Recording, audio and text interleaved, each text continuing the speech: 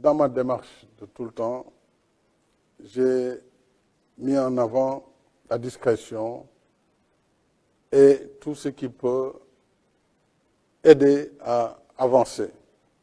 Il y a eu des personnes qui récemment sont de bonne volonté, je salue leur bonne volonté, ont voulu effectivement travailler à faire le go-between, travailler pour qu'il y ait une réconciliation. Mais ma volonté est antérieure à toutes ces démarches. Elle est antérieure à toutes ces démarches. Et déjà, lorsque je disais, après la prise de position de certains candidats qui n'étaient pas du tout d'accord sur la manière dont leurs parrainages ont été annulés, j'avais déjà indiqué qu'il nous faut aller vers l'ouverture, il nous faut aller vers l'inclusion, il nous faut aller vers la paix. Donc cet apaisement est antérieur à toutes ces démarches.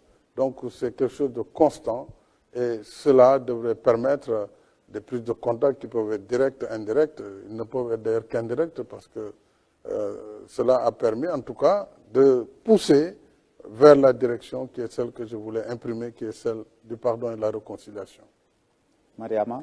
Alors, Monsieur le Président, vous avez tantôt parlé d'effacement de faits. Qu'entendez-vous par effacement de faits, ces mesures de grâce ou amnistie? Oui, vous savez, la grâce et l'amnistie sont deux choses différentes, parfois qui se ressemblent, mais qui sont très différentes.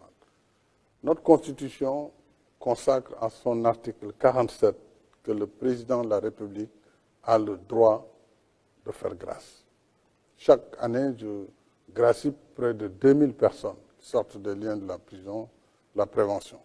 Et ça, c'est le droit de grâce, mais la grâce ne peut être donnée qu'à la fin du processus judiciaire. Il faut que tout le processus judiciaire soit terminé et que la chose soit bien jugée pour que le président prenne grâce et permette à la personne condamnée de sortir de prison, etc.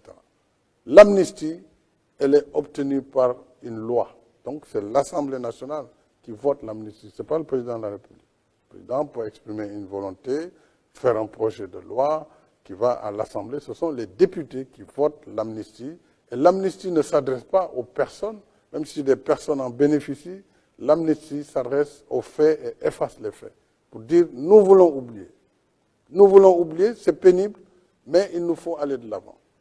Quand vous voyez les crimes dans la Seconde Guerre mondiale, après plus de 80 millions de morts, il a fallu à un moment donné que les acteurs décident de tourner la page, malgré ce nombre de morts important, pour se donner la main, travailler dans la collaboration, dans le partenariat, dans la coopération, pour justement construire une paix durable.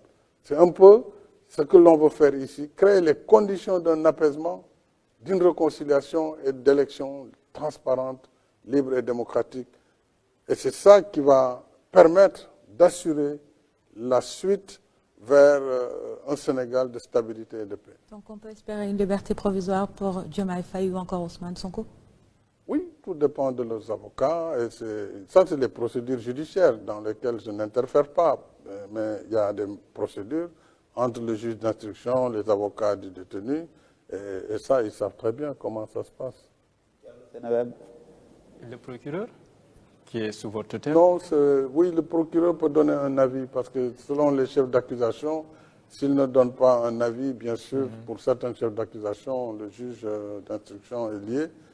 Dans ces conditions, si c'est la volonté du président de la République, le procureur pourra donner son accord. D'accord. Monsieur le Président, on a vu aussi une certaine réaction de la communauté internationale, des communiqués quasi journaliers sur la situation politique du pays.